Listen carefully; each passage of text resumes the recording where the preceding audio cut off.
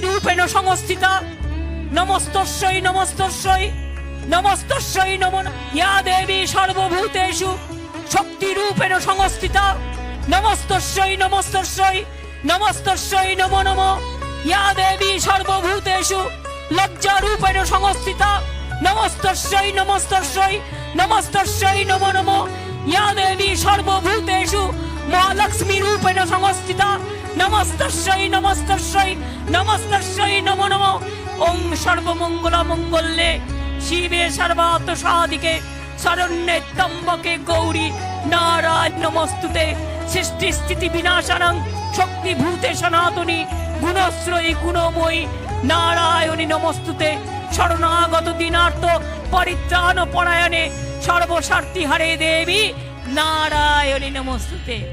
सियासत की दुनिया में मौजूदा दौर की इकलौती और जुझारू महिला मुख्यमंत्री ममता बनर्जी हमेशा से सुर्खियों में रही हैं। नंदीग्राम के संग्राम से लेकर मोदी और भाजपा सरकार से अकेले टक्कर लेने का जज्बा रखने वाली ममता बनर्जी की सादगी के चर्चे सबने देखे सुने, लेकिन बंगाल की जमीन और वहां की कला संस्कृति में पूरी तरह रची बसी ममता बनर्जी खुद इतनी सारी प्रतिभाओं की धनी हैं कि आप दंग रह जाएंगे।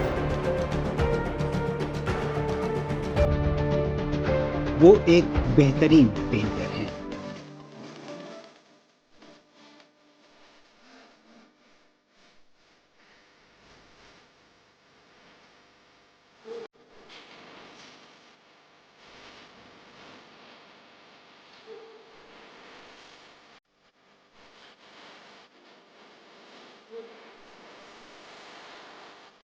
तुम्हारे भावलाई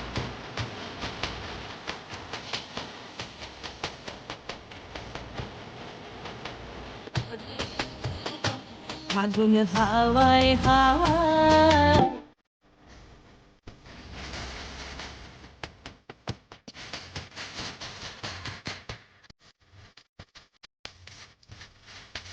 सुरों की उन्हें गहरी समझ है और बहुत अच्छा गाती है। जागो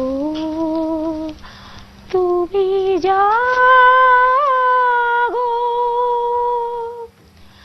जागो बांग्ला जागो बांग्ला जागो बांग्ला माँ तुम्हें जागो जागो माँ जागो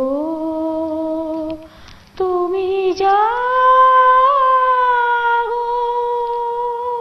गाने के साथ साथ ममता बनर्जी जब इन सुरों को सिंथेसाइजर पर उतारती हैं तो उनकी वादन प्रतिभा भी बीच बीच में सबके सामने आती रहती है।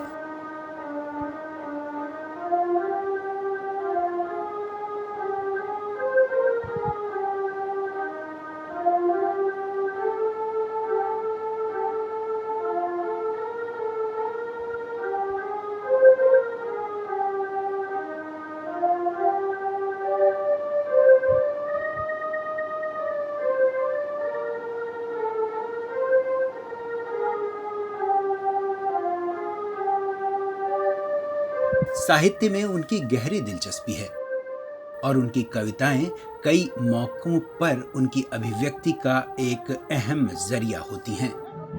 कई मौकों पर आप उनके भीतर के नृत्यांगना को भी देख सकते हैं।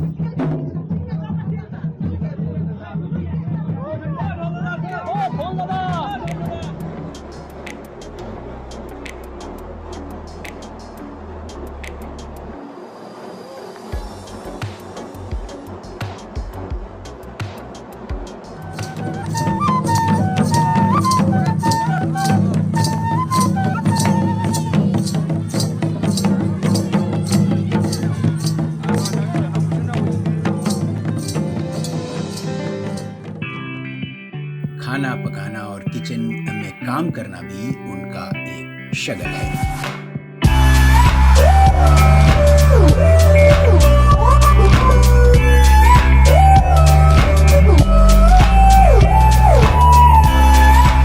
इन तमाम चेहरों और प्रतिभाओं के साथ 2018 में दुर्गा पूजा के मौके पर ममता बनर्जी ने रौद्र छाया नाम का एक एल्बम भी जारी किया था, जिसमें उनके कंपोज किए गए 7 गीत हैं।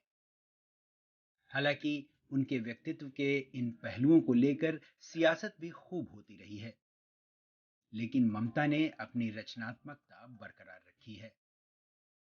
सियासी व्यस्तताओं और सत्ता समीकरणों के खेल में छोटी उम्र से ही शामिल रही ममता बनर्जी के लिए इस बहुआयामी प्रतिभा को लगातार साथ लेकर चलना किसी उपलब्धि से कम नहीं। ममता का दावा है कि उन्होंने अपनी कला को पार्टी के लिए समर्पित कर दिया है।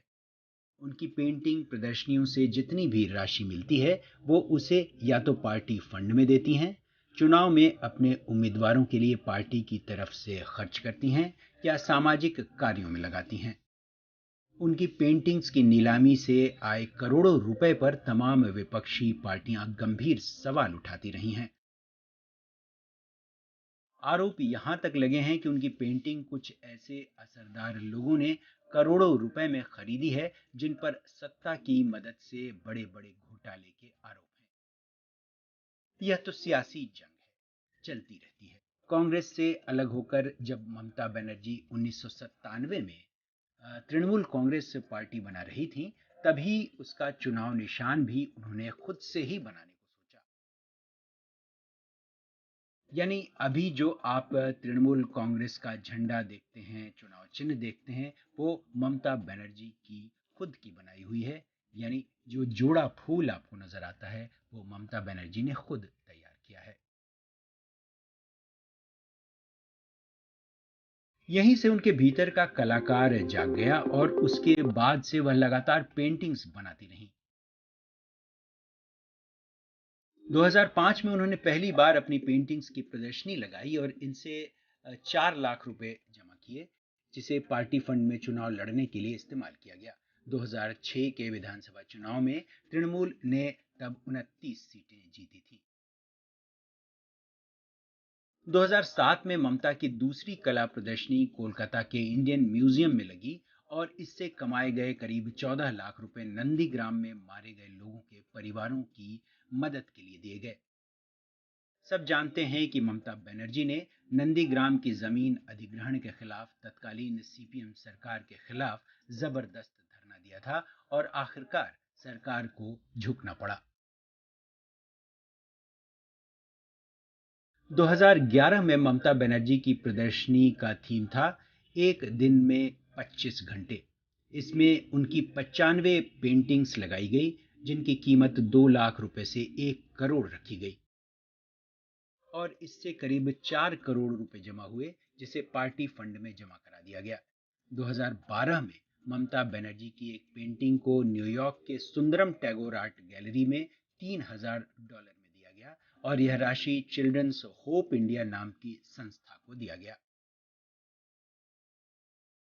2013 में ममता बनर्जी की सबसे बड़ी प्रदर्शनी लगाई गई, अ ड्रीमर्स क्रिएशंस। इसमें उनकी 250 पेंटिंग्स थी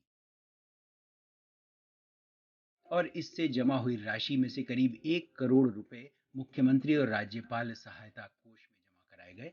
ममता पश्चिम बंगाल की मुख्यमंत्री 2011 में ही बन चुकी थी। ममता बनर्जी आमतौर पर कैनवस पर एक्रेलिक पेंट के इस्तेमाल से चित्र बनाती रही हैं। उनकी कोशिश होती है कि वो अपनी पेंटिंग्स में गरीबी, बदहाली और नकारात्मकता से दूर रहें और जिंदगी को नई उम्मीदों के साथ देखें।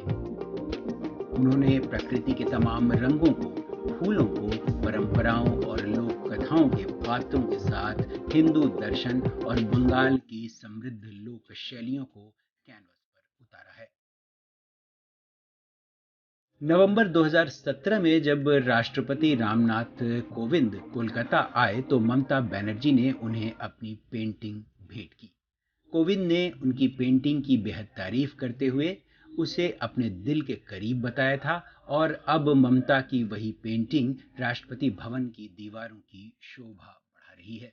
ममता खुद को इस मामले में खुशकिस्मत मानती हैं कि उनकी पेंटिंग मकबूल फिदा हुसैन, जामिनी राय, तिलोत्तमा बसु जैसे दुनिया के मशहूर कलाकारों की कृति के साथ लगाई गई है। 7 रंग के लिए अतुल सिन्हा की